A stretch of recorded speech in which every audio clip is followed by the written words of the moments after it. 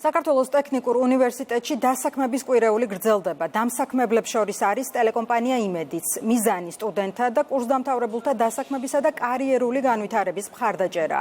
ღონისძიებაში 163 სახელმწიფო და კერძო ორგანიზაცია მონაწილეობს. დასაქმების კვირეული 23 მაისის ჩათვლით გაგრძელდება. ფაკულტეტების მიხედვით დავიწყეთ შეხვედრა დამსაქმებლებთან. ფაქტურად ეს არის ის უნიკალური პლატფორმა და უნიკალური საშუალება, რასაც ჩვენ საშუალებას გვაძლევს სტუდენტებსა და დამსაქმებლებს შორის სერიოზული ხიდი გავართ.